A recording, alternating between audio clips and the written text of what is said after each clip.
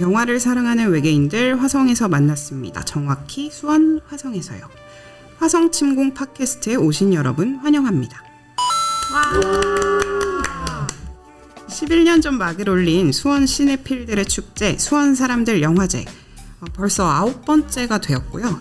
저희는 그 9번째 수사제에 참여한 시민 프로그래머인데요. 수원 시민들 그리고 다른 시네필 문화를 사랑하는 분들과 나누고 싶다 해서 스스로 외계인을 자처하면서 다시 뭉쳤습니다. 여러 영화 그리고 수원의 문화 이야기를 공유하고 되새겨보는 시간들을 가지면서 숨어있던 영화 외계인들과 접선하려 하는데요. 이 UFO에 함께 탑승해 주실 건가요? 네. 와. 네, 좋습니다. 네, 저는 오늘 진행을 맡은 표도르입니다. 그리고 외롭지 않게 함께 화성 침공을 하러 와준 6인의 외계인이 계십니다. 나이도 취미도 직업도 전부 다른 우리 오직 영화가 좋아서 그리고 수원이 좋아서 이렇게 한자리에 모였는데요. 한 분씩 돌아가면서 자기소개를 해주시면 좋을 것 같아요. 네, 우리 고유바비 바비님부터 부탁드릴게요. 안녕하세요. 화성 침공에서 아저씨 담당하고 있는 바비입니다. 사람 우리가 먹는 밥 아니고요. 플로리다 프로젝트란 영화에서 주인공 모녀를 잘 감싸주는 따뜻한 아저씨 월렘데포의 이름에서 밥이라는 이름을 따왔고요. 아무래도 다 동생분들하고 진행을 하다 보니까 아저씨가 좀 바비같이 따뜻하게 좀 감싸줘야 되지 않나 이런 생각 들면서 오늘 좀 재밌게 녹음했으면 좋겠습니다. 와. 전가요? 네, 안녕하세요. 저는 스페이스 오디세이에서 굉장히 사악한 역할로 나오죠. 인공지능 할입니다.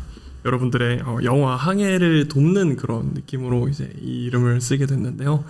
앞으로도 이제 함께하면서 최대한 저는 진지한 이야기만 하는 캐릭터로 한번 가보도록 하겠습니다. 만나서 반갑습니다. 와.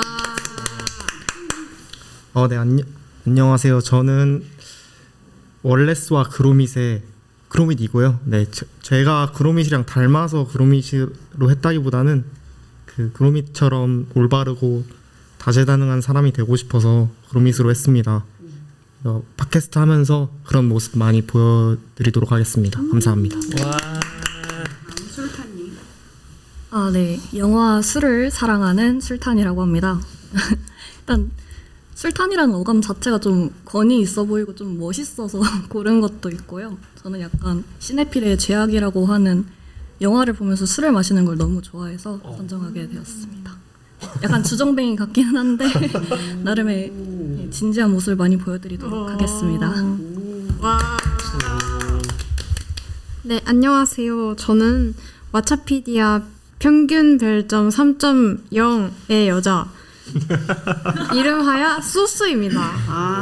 네, SOSO인데 제가 이제 오렌지 이즈 더 뉴 블랙이라는 시리즈도 좋아해서 이제 거기에 나오는 불소소라는 캐릭터가 있어요. 그 캐릭터가 좀 마음에 들더라고요. 그래서 그런 두 가지 의미를 담아 저를 소소라고 소개하고 있습니다. 반갑습니다.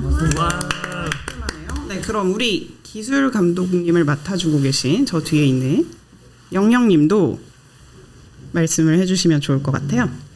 네, 안녕하세요. 제 이름은 영영이고요. 네, 저는 이제 영화에서 긴 한 건 아닌데 좋아하는 노래 이름이기도 하고 네, 그렇습니다. 네. 혹시 어떤 가수의 노래일까요? 그 버둥이라는 가수가 있는데 그 버둥. 가수의 영영이라는 노래를 좋아해서 이렇게 지었습니다. 반갑습니다. 저는 표도르이고요. 많은 분들이 아마 러시아 격투기 선수 떠올리실 것 같은데 제 성이 표시기도 하고 또 입에 착 붙는 뭔가 닉네임이 없을까 생각을 하다가 예전에 무한도전에서 뭐 효도르는 효도를 뭐 그런 짤도 있었고 좀 여러분에게 재밌고 친숙하게 다가가고 싶어서 표도르라는 이름을 선택했습니다. 영화는 사실 무관한데 그래도 예쁘게 들어주세요. 네. 첫 시간인 만큼 이렇게 우리가 다 같이 하는 거는 완전 처음인 것만큼 그렇죠. 네. 이 각자의 인생 영화나 혹은 각자가 선호하는 그런 장르들에 대해서 편하게 편하게 얘기해보는 시간 한번 가져보면 어떨까라는 생각을 혼자 했었는데 혼자 하시고. 이제는 네, 외롭지 않다. 외계인들이 나 말고도 6분이나 계시니까. 네. 그래서 한 명씩 또 돌아가면서 얘기를 해보면 어떨까. 요것도 이제 바비님께서 한번 저는 작년에 이런 대화를 나눈 적이 있었어요. 인생 영화가 무엇이냐고 물어봐서 되게 순간적으로 머리를 막 돌려야 되는 상황에서 나도 모르게 타란티노 바스터즈 거친 녀석들인가요? 맞습니다. 부제가 네. 쿠엔틴 타란티노. 근데 가만히 생각해 보면 되게 좋아하는 영화는 맞는 것 같아요. 영화에서 흔히 얘기해서 막 카타르시스 터지는 영화들 있잖아요. 마지막에 모든 악인들도 그냥 다 처단하고.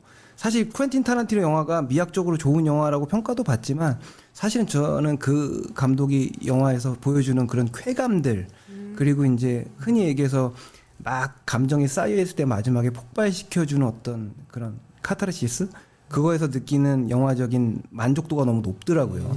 그래서 작년부터는 바스터즈 거친 녀석들 제 인생 영화라고 밀어붙이고 있죠. 저는 뭔가 딱 잘라서 인생 영화라고 이제 얘기하기보단 제가 어떠한 특이한 감정 상태에 빠질 때 유독 찾게 되는 영화가 있더라고요. 예를 들면 조금 우울할 때라던가 아니면 조금 슬프고 적적할 때 이 기분을 환기시켜줄 만한 무언가가 없을까 할 때 저는 유독 그렇게 웨스 앤더슨 영화가 좀 땡기더라고요.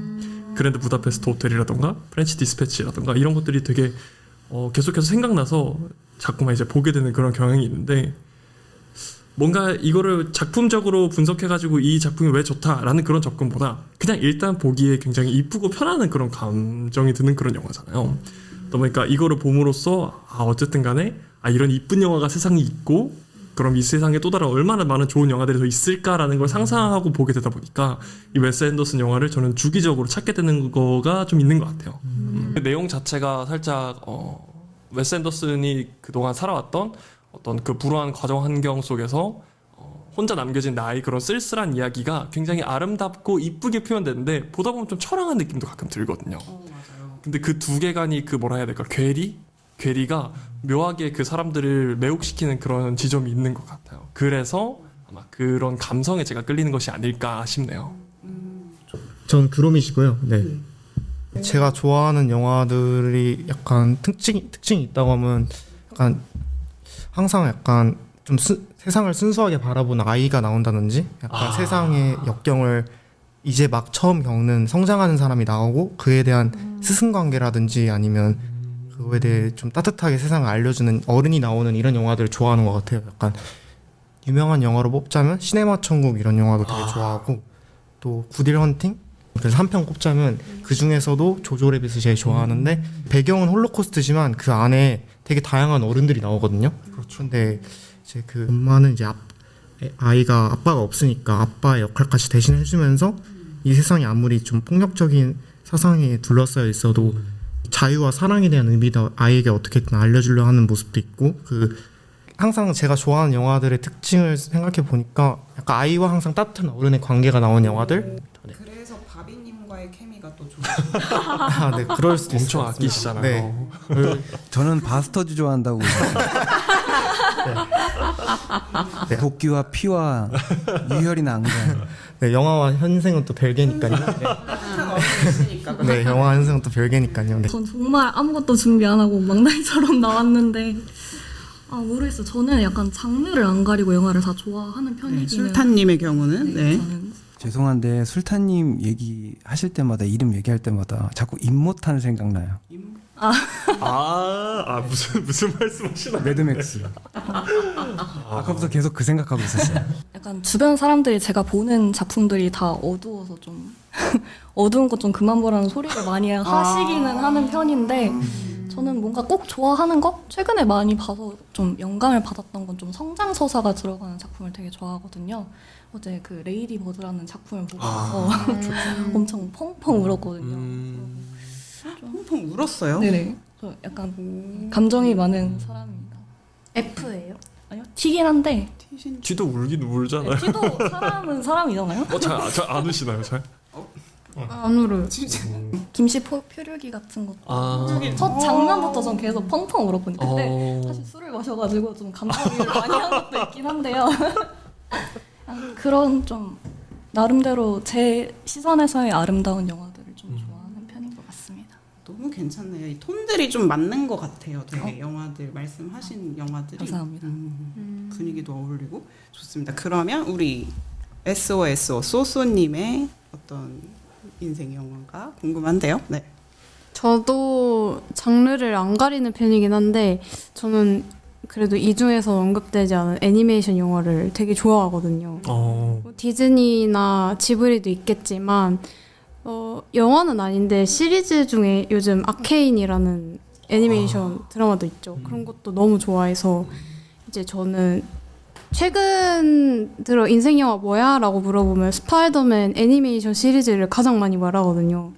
한 영화를 돌려보는 편이 아닌데도 불구하고 그 두 개를 총 본 횟수로 합치면 아마 30번이 넘지 않을까 싶을 정도로 진짜 많이 봤다. 진짜 많이 본 영화인데 왜 좋냐라고 하면은 저의 어떤 직업은 아닌데 제 지난 학습 배경을 떠올려 볼 수 있을 것 같은데요. 제가 주변에 애니메이션 작업하는 친구들도 있기도 하고 그리고 학부 때 애니메이션을 이해라는 그 수업을 들었었거든요. 쉽지 않더라고요. 그 영화를 만드는 방법이 되게 다양하잖아요. 근데 그 중에서 뭔가 제 심금을 진짜 가장 울리는 게 그 사람의 노동력을 갈아서 만든 애니메이션이었던 것 같아요. 그래서 그냥 뭔가 볼 때마다 어떻게 만들었을까? 저걸 만들어낸 그 과정이 진짜 너무 좀 대단하더라고요. 그래서 그런 면에서도 또 좋아하지만 아무래도 내용적으로도 이제 그 기존에 있는 멀티버스 세계들이랑은 약간 다르게 제가 좀 좋아하는 그런 서사적인 측면에서 이제 틀을 깨는 마일스 모랄레스 이게 너무 좋아가지고 그 뉴 유니버스 시리즈 말씀하시는 네, 거죠? 그쵸. 뉴 유니버스 시리즈가 이제 거기에서 마일스 모랄레스의 네네, 각성 장면이 있죠. 맞죠. 네. 되게 그 건물에서 이제 딱 그 점프하는 그 장면 네, 말씀하시는 거죠? 맞아요. 그 진짜 장면은 너무 진짜 좋아해요. 멋있긴 하거든요. 또 보고 싶다. 그 영화가 음악도 엄청 잘 쓰잖아요. 맞아요. 그 유명한 선플라워. 선플라워. 네. 노래방 가시면 이게 순위 있더라고요. 네. 포스트 말론 네, 선플라워라는 노래도 나온 영화이기 때문에 너무 좋아합니다. 지금 되게 재밌는 건 단 한 명도 겹치는 영화와 장르도 거의 안 겹친 것 같아요. 그러네요. 네. 이쯤에서 또 되게 궁금한 게 우리 뒤에서 수고해주고 계신 우리들의 엄마 영영의 인생 영화도 한번 들어보고 싶은데요. 특히 다큐 쪽에 되게 강점을 많이 가지고 계시고 다큐 영화 감독님이기도 하시잖아요. 그래서 더 좀 궁금합니다. 이런 서사 이외에 다른 좀뭐 다큐멘터리 영화를 혹시 또 인생 영화로 삼고 계신지? 다큐 중에 제일 좋아하는 다큐는 그 파산의 기술이라는 다큐멘터리인데 이강현 감독님의 그건 이제 그 2004년 카드대란 그 즈음에서 만들어진 다큐멘터리예요. 근데 그러니까 뭐 IMF 이후에 그리고 카드대란까지 뭔가 어떤 이런 경제적인 변곡점을 우리 사회가 마주하면서 뭐 이제 어떤 당시의 분위기 뭐 그런 얘기도 있었잖아요. 그가 뭐 저기 사람들이 안일했다, 낙태했다 뭐 이런 이야기들이 있는데 그런 것들이 정말 그러한 것인가 뭐 이런 질문들을 던지면서 근데 그걸 이제 어떤 몽타주로서 우리 사회 곳곳에 있는 증거들을 수집해 나가면서 그거에 대해서 반박을 차근히 해나가는 다큐멘터리거든요. 그래서 되게 흥미롭게 재밌게 봤었던 다큐였습니다. 저 같은 경우는 저는 표도르이고요. 네. 짧게 말씀드리면 저 지금 쭉 이제 말씀 들었을 때 되게 사실 저는 우리 팀을 정말 좋아하거든요. 화성진공 우리 같이 하시는 멤버들 그리고 수사제에서 처음 만났을 때부터 끝날 때까지 이렇게까지 좀 영적으로 잘 맞는 사람들을 만나기가 쉽지 않은데 감사합니다. 오, 되게 그런 게 컸어서 제 유년기나 혹은 청소년 때를 많이 떠올리게 됐던 것 같아요. 왜냐하면 또 거진 우리 20대 초중반이시잖아요, 우리 멤버들이. 그래서 그때에 제가 좋아했던 영화가 자연스럽게 떠오르고 예전에 그 이상일 감독이 있어요. 그 일본 국적이신데 이제 피는 한국 피인 네. 이상일 감독 69도 제작을 했었고 그분이 제작한 영화 중에 스크랩 헤븐이라고 오다기리조랑 네. 카세료 그리고 프리야마 치아키 킬빌에 나왔던 그 세 명의 그 개성파 배우들이 나온 버디 무비가 있거든요. 그 2004년쯤인가 5년쯤에 개봉을 했고 국내에도 소개가 그쯤에 됐는데 제가 그때 이제 수능 전날에 하필 또 그걸 봤어요. 한창 방황하던 시기였고 최고로 짜릿할 때죠. 하필 또 수능 전날에 또 본 거죠.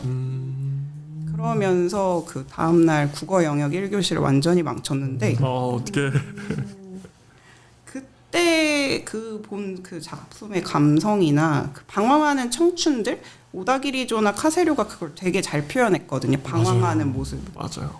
그래서 그거를 나중에 또 시간이 되면 같이 봤으면 좋겠다는 생각이 들 좀. 그래서 다시 좀 초심으로 돌아가서 그때에 봤던 그 영화를 생각하게 된 것 같네요. 지금 쭉 얘기를 들으면서. 네, 요 정도로 마무리하겠습니다.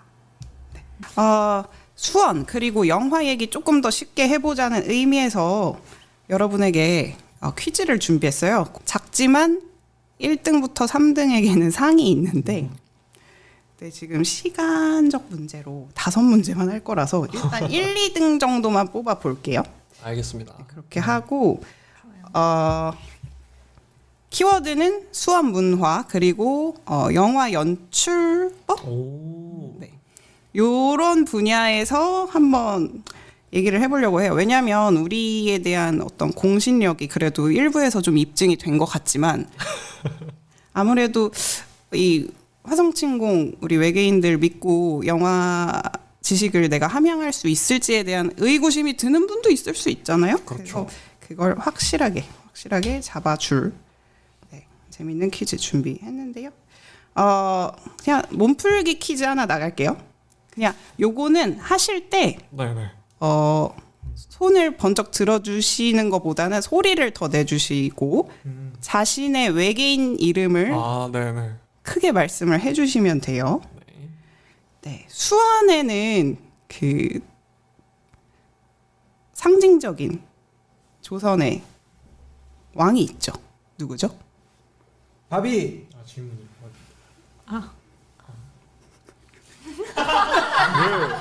왜 정막이? 문제 내고 있는 중인 줄 알았어. 바비. 말씀하세요. 네. 정조. 맞습니다. 네. 정조죠. 네. 정조 대왕인데요. 그 정조 대왕을 다룬 영화가 있습니다. 잠깐만 1번 문제가 이게 문제인 거죠? 아직 시작 안 한 거예요. 너무 해맑게 외쳐주셨는데 제가 감히 죄송합니다. 마음 따뜻한 바비님 죄송합니다. 네, 그래서 정조대왕을 다룬 영화가 있습니다. 바로 사도라는 영화인데요. 그 사도 세자에 대한 어떤 좀 비극과 그리고 영조의 어떤 강렬한 그 모습들을 볼 수 있는 영화죠. 벌써 거의 10년이 돼가는데 그 관련해서 문제를 내볼게요. 우리 사도에서 정조 역할을 맡은 배우. 바비. 빠르신데요? 유아인. 진심이세요? 정조? 소지섭. 정조 소지섭 어울리네요. 사실 객관식 문제였는데 오늘 바비님이 되게 텐션이 좋으시네요. 아이라고 믿기지 않는. 맞습니다. 좋습니다. 아유, 좋아요. 이런 식으로 해주시는 거예요, 여러분. 네. 이거 연습이었나요? 이거 카운트 안 할게요. 알겠습니다. 인정합니다. 역시 이런 텐션. 네, 우리 젠지 20대 친구들 화이팅 해주시고 네 갑니다. 사실 이거 준비했던 이유가 소지섭 얘기를 좀 해보려고 했던 거긴 한데 그 영화 배급을 되게 잘 하잖아요. 우리가 그러면서 이제 영화에 대한 패러다임이 좀 넓어졌다고 해도 과언이 아닌 것 같기도 해서 그러니까 A24 배급사 말씀하시는 맞습니다. 네. 그래서 뭐 연기뿐만 아니라 영화에 대한 어떤 문화적인 부분도 많은 기여를 한 배우다. 이렇게 정리를 하고 좋습니다. 그러면 그냥 아주 가벼운 문제 하나 할게요. 우리 그로미님 힐끔힐끔 보시는데 눈을 걷어주시고요. 다음 중 수원 출신 배우가 아닌 사람은 오, 어렵다. 객관식입니다. 1번 하지원, 2번 송강, 3번 윤보미, 4번 설이나, 5번 공승현, 6번 류준열, 7번 정답 없음. 쏘쏘 수원 출신 배우 고르는 거죠? 저요. 4번 윤보미. 땡. 수원 출신이 아닌 사람을 고르는 거죠? 네, 수원 출신이 아닌 사람. 자, 다시 말씀드릴게요. 1번 하지원, 2번 송강, 3번 윤보미, 4번 설이나, 5번 공승현, 6번 류준열, 7번 정답 없음. 쏘쏘 1번 하지원. 땡. 잠깐이라도 답이 네, 좋습니다. 공승현. 땡. 류준열 그 번호 모르면 땡 아닌가요? 쏘쏘 6번 류준열. 번호 알아야죠. 우만동 출신이죠. 수원대 출신이고. 네. 쏘쏘 5번 설이나. 저희 동네 출신입니다. 금곡동. 네. 에? 꿈의 실력. 네. 잠깐 몇 년이라도 학교 다닌 사람 다 포함한 거예요. 아. 쏘쏘 2번 송강. 다들 정말 송강 배우 창녕고등학교 나왔어요. 맞아요. 독립 영화에만 관심이 진짜로? 진짜 많으신가 봐요. 진짜 모르시겠나요? 진짜 아무도 몰라? 모르겠는데요? 네. 몰라 우리 술탄 몰라? 술탄 7번 없음. 맞다. 나 외계인이라서 아무도 몰라요. 그러네요. 그러네요. 제가 여기 아무래도 좀 처음 들으시는 분들도 좀 재밌게 한번 들었으면 좋겠는 마음으로 대중문화까지 섞었거든요. 확실히 우리 외계인 분들에게는 고장 났습니다. 제가 너무 저만해서 죄송해요. 아니에요. 좋아요. 이런 텐션 좋아요. 괜찮아요. 못 맞추셨잖아요. 괜찮아요. 오늘 바비님, 쏘쏘님 텐션 너무 좋습니다. 좀 쉬운 걸로 할게요. 우리 외계인 분들한테. 좀 쉬운 걸로 해주세요. 네. 다행이다. 이거는 객관식 아니고요. 텐션 좋은 분에게 좋은. 올해 2월 28일 개봉작 미키 세븐틴. 오랜만에 봉준호 감독 복귀작으로 많은 관심을 모았죠.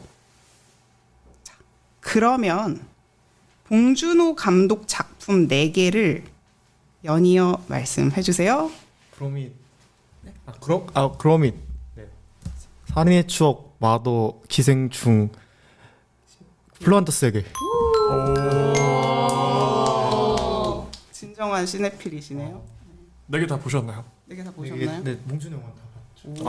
어떤 게 제일 괜찮으셨어요? 봉준호 영화 사실 다 좋아하는데 그래도 제일 인상적이었던 건 마더였던 것 같습니다. 네, 마더 제일 재밌게 봤습니다. 제가 사전 정보 없이 봤는데 그 포스터만 보면 아직도 그러시는 분들이 포스터만 보면 약간 심파 영화라고 오해하시는 분들도 있더라고요. 약간 엄마와 아무래도 아이 사이에 네, 그- 그렇죠. 약간 원빈 그 배우 사이에 약간 그런 모성애만 강조한다고 생각하는데 영화가 생각보다 스릴러적인 맞아요. 장르 재미가 너무 상당해서 너무 이렇게 넉넉히 봤던 기억이 있는 것 맞아요. 같습니다. 네. 맞습니다. 재밌는 영화고 추천드립니다. 네. 깔끔한 감상까지 감사합니다. 지금 그러면 우리 술탄 1점, 그로밋 1점, 텐션 제일 좋은 쏘쏘 바비 빵점입니다. 아쉽습니다. 네. 하지만 문제가 3개나 더 남았다는 거. 그리고 이거는 우리 외계인들이 좋아할 만한 문제예요. 자, 우리 작년 수원 사람들 영화제에서 총 11편의 영화를 상영했는데요. 그중 가장 핫한 섹션이었죠. 소위 B급 감성이라 칭하지만 작품 관점에서 이야기할 거리가 많았던 섹션, 비교 불가능한. 네, 그 중에서도 가장 많은 관객을 모객했던 악마와의 토크쇼 다들 기억하시죠? 영화 악마와의 토크쇼는 연출 방식, 기법이 서사 중심의 영화들과는 사뭇 다릅니다. 마치 관객들이 실제 70년대 토크쇼를 보는 듯하게 하면서도 비현실과 현실의 경계를 오가는 듯한 연출 방식이 돋보였는데요. 여기서 세 번째 문제 나갑니다. 자, 객관식이에요. 네, 출처불명의 영상을 콘셉트로 내세워 현실과 가상의 경계를 혼란스럽게 하는 방식, 연출 방식으로 긴장감을 부여하는 영화 촬영 및 연출 기법인데요. 네. 주로 페이크 다큐멘터리 장르에서 주로 사용하는 연출 기법 객관식이에요. 자, 1번 푸드파이터, 2번 파이팅 해야지, 파이팅 해야지 같은데? 3번 파운드 케이크, 4번 파운드 푸티지. 아 너무 어렵다. 번호랑 너무 답을 어려운데? 여기서 허겁지겁 이름 부르면 왠지 되게 밥이 못 참고 불러. 4번 파운드 케이크. 심지어 3번이 소소 4번 파운드 푸티지. 맞췄습니다. 이렇게 다 같이 조금 더. 문제 질이 너무 아니. 무슨 말씀하고 싶으신 거예요? 대고 말씀해 주세요. 조금 더 빨랐으면 제가 맞췄을 텐데 아쉽네요. 네. 조금 더 빨랐으면 제가 맞췄을 텐데. 네. 그러면 4번 문제 가볼게요. 지금 사이좋게 1점씩 나눠 가졌죠? 네. 별로 기분이 썩 썩 좋진 않아. 근데 이걸 들으는 우리 시청자분들은 처음 듣는 개념일 수 있어요. 그렇죠. 파운드 푸티지. 다시 몰랐어요. 혹시 우리 할님께서 아. 잘 설명해 주실 수 있을 것 같은데 한 번만 더. 네. 어떻게 장르라고 하기는 좀 애매하고요. 카메라의 기법 정도라고 생각해 주시면 될 것 같습니다. 파운드 푸티지라는 문자 그대로 해석한 거라고 보시면 될 것 같아요.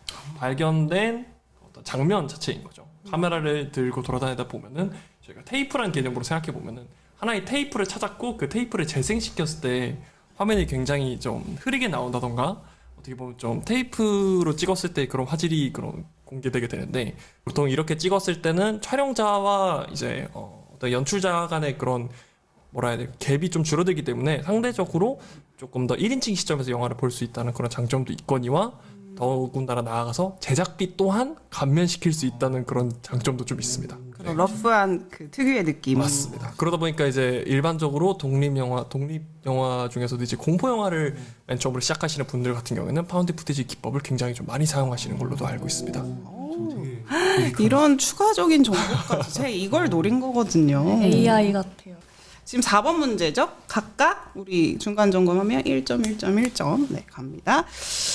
우리 영화제 말고도 다 같이 알고 있는 영화 얘기 한번 해보면 좋을 것 같아요. 우리 좋습니다. 소소님이 또 강하게 추천했던 뭐였죠? 에에올. 표정이 너무 실감나가지고. Everything Everywhere All at Once. 맞습니다. 네, 요 작품 또한 이 촬영 방식이 굉장히 특이하고 신선했던 걸로 기억이 나는데요. 우리가 이 주 핵심을 이루는 서사가 있었죠. 그 에올 안에서 네, 맞죠. 그 주인공 에블린이 이제 미국의 아시아계 여성으로서 가족들을 함께 미국으로 같이 이민을 가면서 거기서 겪는 어떤 삶의 애환과 고충들이 사실 이 서사의 핵심이 되는 얘기인데 그걸 기준으로 얘기가 아까 멀티버스, 멀티버스를 왔다 갔다 하면서 정말 좀 특이한 연출 구성을 한 작품인데요. 요것에 대해서 이제 질문이 나갑니다. 이 주로 소설에서 많이 쓰이는 용어입니다. 이 핵심 서사를 두고서 회상 혹은 상상에 의해 얘기가 왔다 갔다 전개되는 방식을 무슨 구성이라고 하는데요. 이번에도 객관식입니다. 네. 바비님 한숨 쉬셨는데 정말 한숨이 더 나오는 좀 보기. 맞춰보세요. 1번 액괴식 구성. 이거 같은데. 얘가 액체 괴물. 아마도. 네. 2번 액자식 구성, 3번 액체식 구성, 4번 액땜식 구성. 밥이. 네. 2번 액자식 구성. 오, 맞습니다. 바비님 맞춰주신 김에 그 액자식 구성을 하는 다른 영화 혹시 좀 떠오르시는 거 있으면? 흔히 액자식 구성은 플래시백, 플래시포워드 같은 기법들을 사용할 때 인물의 전후, 과거와 미래를 왔다 갔다 할 때 쓰면서 그 이야기 안에 또 다른 이야기로 들어가는 구조로 많이 사용하죠. 네. 맞습니다. 순간 딱 영화를 얘기하라니까 순간 딱 그 영화는 떠오르는 게 없는데 개집이 생각나네요. 네. 맞아요. 방금 그로미님이 또 피처링을 해주셨는데 개츠비 있었고 혹시 피처링 하고 싶으세요? 네. 아, 근데 공교롭게도 제가 맨 처음에 이제 웨스 앤더슨 영화를 얘기를 했는데 대부분의 웨스 앤더슨 영화가 좀 액자식 구성을 띠고 있기는 하거든요. 그러니까 아까 말씀해주신 대로 액자식 구성이면 그 이야기를 구성하는 핵심적인 이야기가 있고 그 겉에 테두리에서부터 이야기가 시작되면서 안으로 들어갈 때 액자식 구성이라는 이야기를 하게 되는데 그러다 보니까 자연스럽게 보시는 분들은 이야기를 하는 사람과 영화 속에 있는 인물을 좀 분리시켜서 볼 수 있는 효과가 있습니다. 그러다 보니까 조금 더 사건을 객관적이게 바라볼 수 있는 계기도 받을 수 있고 역사적인 사실이라던가 어떤 주인공의 어떤 행동을 조금 더 멀리서 지켜보는 그런 느낌이 있어서 한 폭의 그림을 보는 것 같다라고 해서 액자식 구성이라는 얘기를 쓰고 있습니다. 세상에. 박수 한번 쳐주십시오. 아, 제가 계속 이런 역할로 지금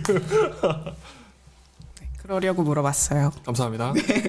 그런데 공교롭게도 지금 얘기를 가장 잘해주시는 우리 할님이 유일한 득점 0점입니다. 네, 분발해주시고요. 네. 감사합니다. 그런 상황에서 이제 마지막 문제입니다.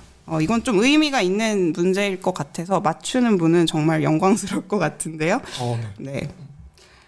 자, 갑니다. 개념을 말씀 먼저 드릴게요. 1960년대 말 독일에서 시작된 관객 운동으로 전 세계적으로 확산되어 보편적인 영화 문화 활동으로 자리 잡았습니다. 이렇게 우리 수원 사람들 영화제에서 한 활동이나 지금 팟캐스트 하는 것처럼 뭐 영화 상영, 제작, 영화 관련 워크숍, 영화 토론 등 다양한 형태로 진행되는데요. 꼭 이 극장에 가서 하는 것이 아니더라도 영화 관련된 이런 공동체적인 행위를 일컬어 무엇이라고 하는지 요것은 객관식 아니고요. 모두에게 참여 기회 있습니다. 우리 영영님도 좋고요. 네. 자, 마지막 문제인 만큼 구호를 강하게 외쳐서. 아, 좀 고민이 되는데요. 아, 어렵다.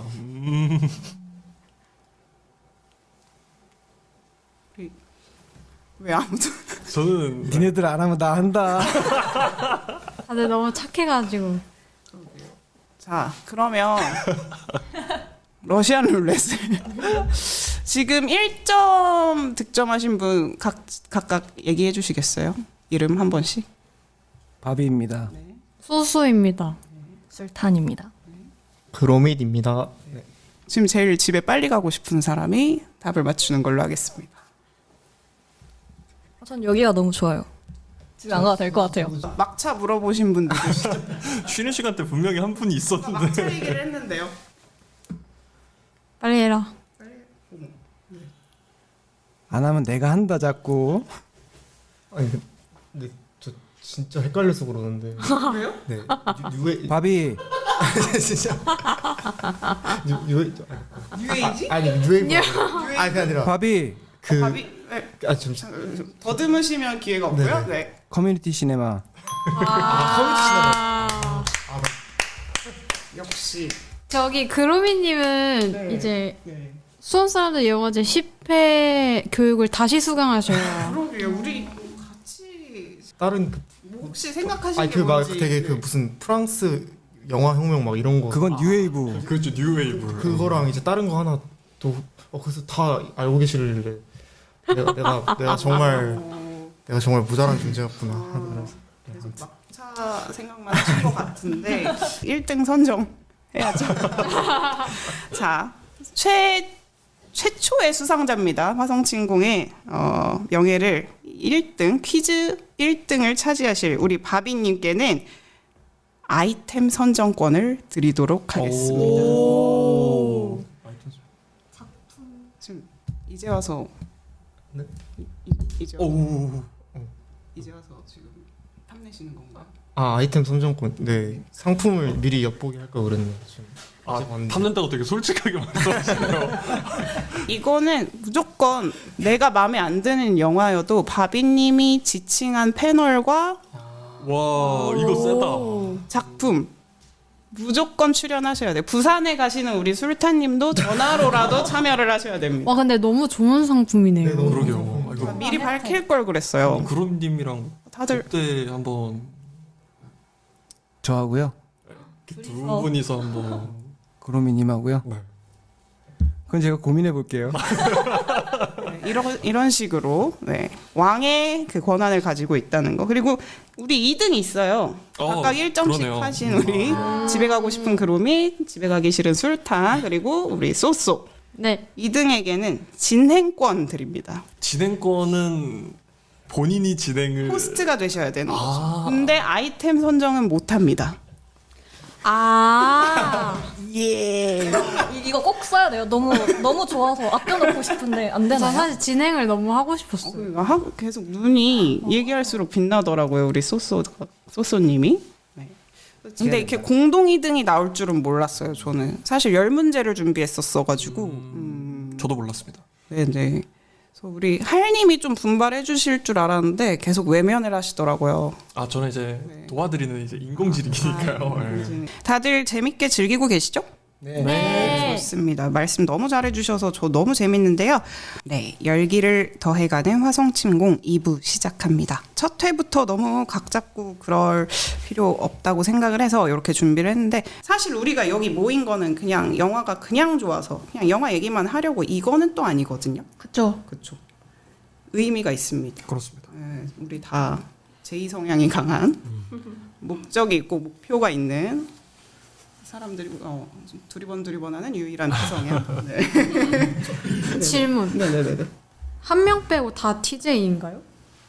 MBTI 말씀하시는 거죠? 네. 알기로는 이상 그냥 한 명씩 그럴까요? 공개를 할까요? 네. 오 좋아요. 또 MBTI요? 네네. 네. 저는 INFJ예요. 오, 좋습니다. 아. 바비님은 IN. 밥입니다. 네. 저는 ENTJ입니다. INFP입니다. 발음이 너무 좋은데요? 발음이 너무 좋아요. INFP. 네. 자, INFP 다음 우리 술탄. 저는 INTJ입니다. 오. 소소는 ENTJ입니다.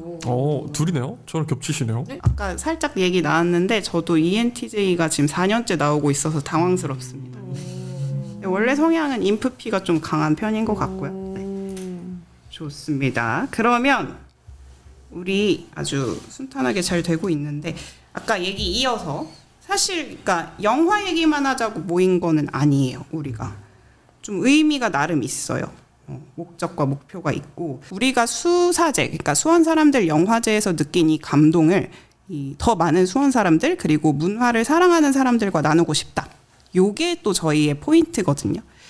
우리가 수원 시민으로서 수원 안에서 문화를 소구해가면서 사실 아쉬움이 더 큰 부분들이 있잖아요. 맞죠. 네. 그래서 그런 부분에 대해서 허심탄회하게 얘기를 해보려고 하는 거고요. 그래서 그런데 그렇게 생각하시는 분들도 있을 수 있어요. 수원이 뭐가 아쉬워서. 사실 100만 인구가 넘는 대도시고 영화에 대한 어떤 접근성도 너무 좋고 뭐 공연장도 있고 미술관도 있고 한데 뭐가 아쉽니? 대체 너네가 뭐가 아쉬워서 그렇게 얘기를 하니? 라고 생각하실 수도 있는데 그래도 저도 이제 수원에만 산 게 거의 35년이니까 되게 그 많은 서름을 가지고 있거든요. 그래서 이런 부분들이 좀 통하는 게 있을 것 같아서 혹시 우리는 또 시네필의 성향을 많이 가진 사람들이니까 수원 안에서 좀 독립 영화나 예술 영화를 본 기억이 혹시 있으세요? 독립 영화 얘기는 이제 뒤에 분들도 해주실 것 같아서 전 좀 결이 다른 얘기를 하자 그러면 저는 1년에 몇 차례씩 시사회 제안이 와요. 그러니까 뭐 예를 들면 자기네들이 개봉하는 영화를 보고 글을 써줬으면 좋겠다는 사람도 있고 그게 무슨 고려가 있는 것도 있고 없는 것도 있지만 제안이 오는데 대부분 뭐 가까운 지역에서 볼 수 있는 시사회는 없죠. 거의 뭐 각각 그 메이저한 자기네들이 극장 있잖아요. 용산이면 용산, 코엑스면 코엑스. 자기네들이 갖고 있는 메인 극장으로 불러들이는 게 요즘 추세인데 또 요즘 롯데는 또 건대 쪽에서 많이 부르시더라고요. 그래서 그쪽에서 시사회를 보면 안타까운 건 영화 시사회 한 8시, 9시쯤 할 때가 있어요. 그러면 자동차를 안 가져가면 막차가 끊기는 경우도 있고 물론 뭐 광역버스 같은 건 있긴 하지만 불편하긴 하죠. 그래서 뭐 시사회 갈 때 그래서 안 가는 경우가 있어요. 예를 들면 시간대가 보거나 그래서 예를 들면 러닝 타임을 다 채우지 않고 나올 때도 있고 끊고 가까운 예로 그 작년에 태극기 휘날리며라는 영화가 몇 주년 기념으로 특별 상영을 해서 장동건 배우랑 강재규 감독님까지 모셔서 시사회를 열었는데 너무 오랜만에 그 영화를 봐서 감동에 취했기도 했고 너무 좋았는데 끝나고 나서 차가 없더라고요. 아이고. 영화가 길어요. 거기다가 맞아. 러닝 타임이 되게 지역이 길어요. 어느 쪽이었어요? 그때 건대였던 것 같아요. 아 너무 멀죠. 그래서 좀 힘들어서 막 버스도 옮겨 타고 했던 그런 기억이 있어요. 성수원은 진짜 제가 사실 4년을 성수원 출퇴근을 했는데 그때 맞아 우리 소소님이 그랬었어요. 저 볼 때마다 왜 이렇게 지쳐 계세요? 아, 저도 잠깐 했었거든요. 서울숲역으로. 아 알죠. 네, 수인분당선을 타고 잠깐 출근했던 적이 있는데 그때 왕복 4시간 걸린 것 같아요. 맞아요.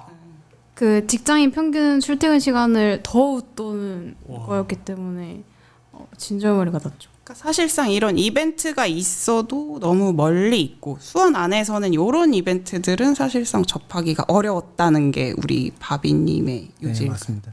그래서 저희가 이런 부분에 대해서 좀 공감을 들으시는 분들도 충분히 하실 것 같아서 계속 얘기를 해보려고 하는데요. 요건 뭐 돌아가면서 한다기보다 생각나는 대로 자연스럽게 다 얘기를 해주셨으면 좋을 것 같아요. 네.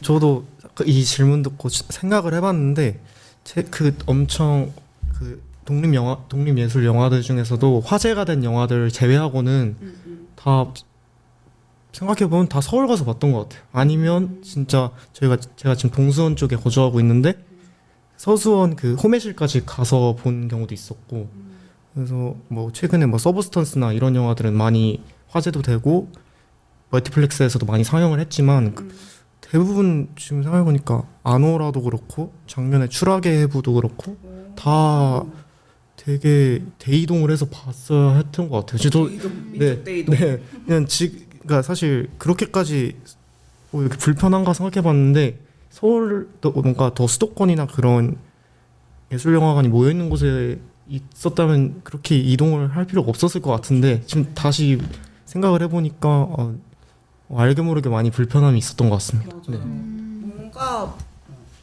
뭔가 문화생활을 하려고 보면 다 늘 40km 이상 떨어져 있었어. 저도 생각을 해보면 그래서 이런 게 되게 또 공감이 되는데 혹시 뭐 우리 또 생각나는 부분이 있으면 하일님은 또 특히나 지금 학교를 수원으로 다니시면서 네, 맞습니다. 또 사시는 곳은 또 다르잖아요.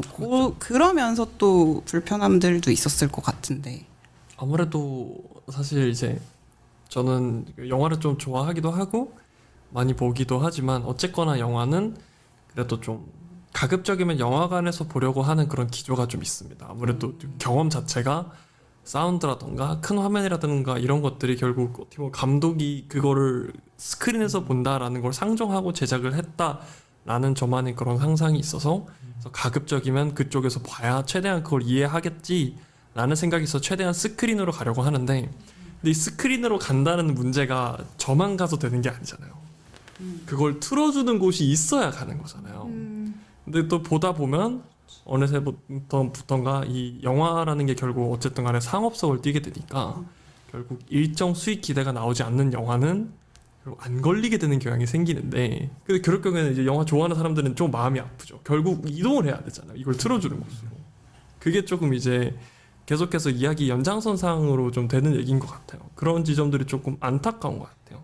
더 많은 영화를 볼 수 있는 기회가 상대적으로 일반적인 사람들에게는 제공이 잘 안 되다 보니까 더욱더 어떻게 보면 이 소비가 줄어드는 거가 아닐까라는 그런 생각도 좀 들게 되더라고요. 요즘 영화 자체에 대한 소비도 많이 네, 저는 동양이니까. 연관이 없다라고 생각하지는 않는 것 같습니다. 그래도 수원에서는 이제 제 생각에 수원 안에서는 동수원 CGV가 좀 독립영화를 취급하고 있다고 생각을 하고 그리고 또 메가박스 같은 경우에는 독립영화를 좀 잘 가져오는 표현으로 생각을 하고 있거든요. 어디 메가 혹시 수원역에 최근에 수원역? 생긴. 네, 그리고 이제 수원역에 메가박스 들어오기 전에 원래 CGV 있었잖아요. 네, 맞죠. 제 기억에 그 CGV의 아트 뭐였죠? 이름이?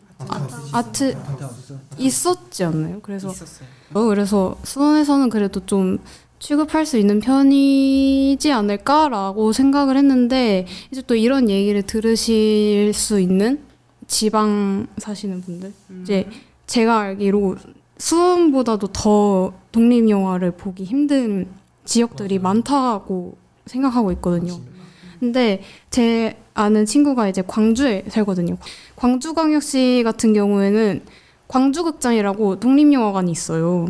그래서 거기서 되게 독립영화를 많이 다루기도 하고 그리고 영화제도 함으로써 그래도 독립영화 예술영화를 볼 수 있는 기회가 생기더라고요. 그래서 저는 그런 식의 영화 딱 그 극장 한 군데만 있어도 그 영화인들의 니즈가 충족될 수 있는데 그런 극장이나 장소가 되게 이곳저곳에 없는 것 같고 너무 서울에 집중되어 있는 맞아요. 것 같은 느낌이 너무 많이 들어요. 맞아요. 수원에서는 그나마 이제 서울로 이동할 수 있는 교통편이 많아서 그래도 불편한 걸 참고 갈 수 있다라고 생각이 드는데 이제 서울에 가기 위해서 기차편을 예매해야 되는 경우는 또 너무 다르다고 생각하거든요. 맞아요. 그래서 이런 공간이 좀 물론 수원에서도 많이 없고 좀 힘든 게 사실이지만 저는 뭔가 좀 전국적으로 이제 생기면 정말 이상적인 모습이지 않을까? 그렇죠. 그런 생각이 들더라고요. 굉장히 대의적으로 보시는. 그러니까 그렇죠. 너무 좋은데요? 일단은 이 마음은 너무 서울에 집중돼 있다는 생각에서 든 거긴 해요. 저도 아마 제가 그 처음으로 독립 영화를 본 기억이 용산 그 박찬욱관에서 썸머 필름을 타고를 본 게 처음인 것 같거든요. 완전 성인이 되고 나서. 네, 성인이 되고 나서. 그래서 그때는 뭐 너무 재밌고 좋더라고요. 그래서 설레죠. 네, 이 영화도 이런 영화가 있구나. 내가 그동안 봐왔던 영화는 뭐 아이언맨, 뭐 그렇죠. 네. 범죄자들? 뭐였죠? 범죄도 뭐 이런 거였는데 그래서 뭔가 영화의 엄청 넓은 스펙트럼을 알게 된 계기였어서 경종을 울렸구나. 맞아요. 그래서 뭐 저기 아트하우스도 가보고 그때부터 시작된 거예요. 네, 적극적인. 길을 잃었죠 그때. 그래서 약간 서러웠죠. 뭔가 영화를 보러 오긴 했는데 뭔가 항상 외부인으로서 떠도는 느낌이 좀 컸죠. 그래서 그런 생각이 드네요. 굉장히 아주 잘 정리를 잘 해주셨고 저도 20대 때 너무 느꼈던 걸 그대로 느끼고 계셔서 근데 그게 10년이 지나도 바뀌지 않았다는 게 사실 우리 나이 차이가 12살 이렇게 되니까 그래서 저도 직장도 뭐 문화활동도 다 그냥 서울에서 했던 이유가 그거였는데 근데 이렇게 밖에서 막 겉돌다 보니까 어느 순간 수사제가 생겼더라고요. 맞아요. 그리고 구회가 됐다고 하고 맞아요. 근데 전혀 몰랐었거든요. 사실 수원 사람인데 맞아요. 수원엔 계속 살긴 했거든요. 네, 그래서 되게 이런 부분이 너무 아쉽다. 왜 이렇게 홍보도 안 되지? 좋은 수원시 미디어 센터라는 공간이 있었네를 저는 재작년에 안 것 같아요. 거기서 독립영화 틀어준다고 하고 우리가 맞아요. 그 발품 팔아서 서울 가는 동안 사실 틀고 있었다고 하니 그렇죠. 약간, 그게 네. 정말 배신감도 들고 막 저 너무 세게 나갔나요? 어떻게 보면 우리 중에서 그 수원시 미디어 센터를 제일 잘 알고 잘 이용하는 우리 팀원이 아닐까 생각을 해요. 술타님. 그래서 이용하면서 느꼈던 점이나 그런 것들을 요 질문에 녹여서 얘기를 해주시면 좋을 것 같아요. 저도 다른 이제 팀원들 분처럼 좀 저의 얘기를 좀 해보자고 하면은 저는 이제 서울에서 4년 동안 학교를 통학하면서 다니면서 이제 저는 아무래도 내향인이다 보니까 밖에 나가는 걸 별로 안 좋아해서 약속을 여러 개를 잡아요. 이제 학교 일과 끝나고 나서 서울권에 있는 이제 독립영화관에서 영화를 보고 집으로 돌아오는 식으로 일상을 보냈었는데 졸업을 하고 나니까 이제 학교를 가야 되는 의무라든지 약속도 좀 많이 줄어들기도 하고 수원에서 많이 머물게 되더라고요. 그래서 저도 우연치 않게 이제 수원시 미디어 센터를 접하면서 이제 수원 미디어 센터에서 진행하고 있는 뭐 다양한 프로그램이라든지 좋은 영화 작품을 상영한다는 걸 좀 알고 진짜 정말 많이 이용을 하게 된 것 같아요. 최근에는 진짜 이번 주에만 수미센을 3번을 다녀왔거든요. 그랬다고 하더라고요. 네.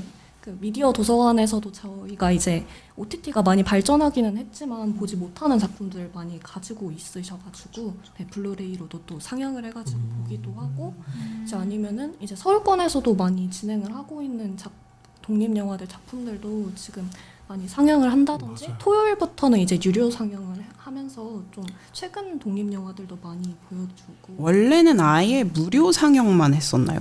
네 맞아요. 평일에 무료 상영만 거의 했었는데 아마 작년 말인가 이번 연도 기점으로부터 이제 유령 상영을 테스트식으로 좀 진행을 많이 하고 계시더라고요. 이게 아무래도 제가 드는 생각도 시 기관이다 보니까 이걸 유료로 완전 돌리기도 사실 시민들한테는 공공의 이득을 취하지 못한다는 게 있어서 그렇게 하지 못했고 그러면서 계속 그런 시스템에서 좀 악순환이 생긴 것도 아닐까라는 생각이 드는데 사실 우리가 지금 수원시 미디어 센터 가보면 너무 좋잖아요. 근데 이거를 정말 아는 사람만 알아요. 그게 너무 그 아쉽다. 점이 너무 치명적인 아쉬움인 것 같아요. 근데 이렇게 알게 되면 우리 술타님처럼 계속 가고 뭐 일주일에 서너 번도 네, 가고 NPC 마냥 가 있는 NPC 네. 어쩌면은 그런 생각을 한번 해봤어요. 40km 내지는 그걸 상회하는 한 50km라고 치자고요. 그건 서울권이라고 보고 있는 게 오히려 독립영화관을 만들지 않는 게 아닐까?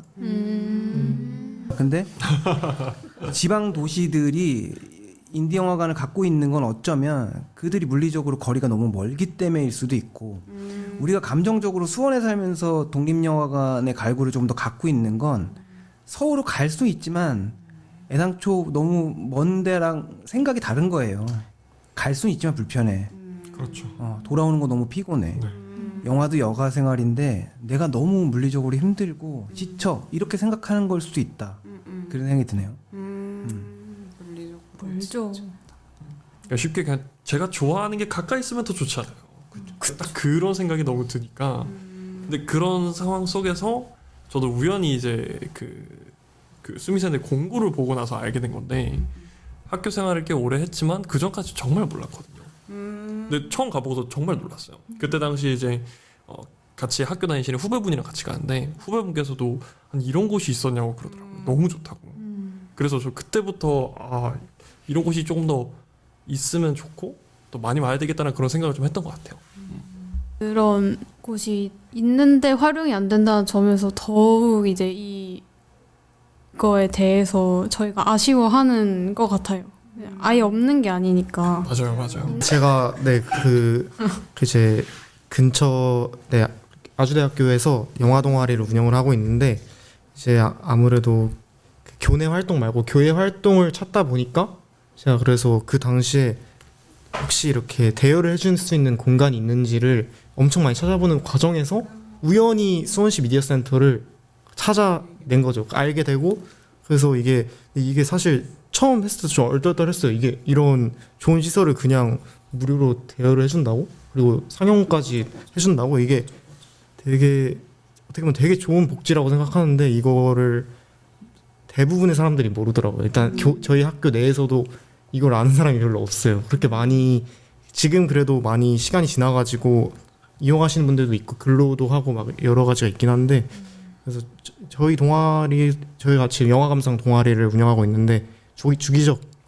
주기적으로 그 미디어 센터에서 제공하는 공동체 상영이라는 제도를 이용하고 있고요. 네. 앞으로도 또 네, 다양한 곳에서 이용했으면 하는 바람이 있습니다. 네, 더 활성화될 여지가 많다고 생각하는데 그 항상 그 표를 보면은 이렇게 좋은 맞아요. 있음에도 불구하고 만석이 그러니까 다 이용하시지 않더라고요. 시간 비어 있는 시간대도 있고 그런 경우도 많이 봤어가지고 네, 앞으로도 더 활성화될 여지가 있지 않나라고 생각합니다. 네. 너무 무궁무진하고 시설도 너무 좋고. 저희가 근데 뭔가 이렇게 얘기를 할 때 이게 독립영화관 이렇게 얘기하지만 사실 상영표 들어가 보면은 어떤 독립예술영화만 취급하는 게 아니라 옛날에 있었던 정말 유명한 영화들도 정말 많이 상영을 하잖아요. 그 누가 들어도 알만한 그런 영화들, 우리가 그 어려서 보지 못했던 그런 고전 영화들도 정말 많이 틀어주다 보니까 그런 점에서도 확실히 좀 메리트가 있는 것 같아요. 다양성을 확립해주고 그렇죠. 그걸 제공해준다. 맞아요. 수원 시민들에게. 맞습니다. 그게 너무 좋고 사실 생각을 이렇게 쭉 얘기하면서 들어보니까 우리가 수원시 미디어 센터라는 공간이 하나뿐이라서 더 많은 분들이 누리지 못하는 아쉬움이 있어라는 생각이 들기도 하면서 반면에는 사실 우리 같은 영자랄들에게는 아 부끄럽네요. 어떻게 보면 좋은 기회가 아닌가. 많이 몰라서 우리가 더 좋게 양질의 시설을 이용할 수 있는 뭐 그런 게 또 해석이 되지 않을까. 그래서 이 화성친공 팟캐스트를 들으시는 분들도 그 시설을 꼭 이용해 보시고 또 우리랑 같이 또 얘기하는 시간 계속 가져가셨으면 좋겠습니다. 그럼 네, 화성친공 첫 회 여기서 마무리를 하고 고생 많으셨습니다, 모두. 다음에도 수고하셨습니다. 네, 우리 UFO 함께 탑승해 주시길 바라면서 다 같이 인사할게요. 안녕. 안녕.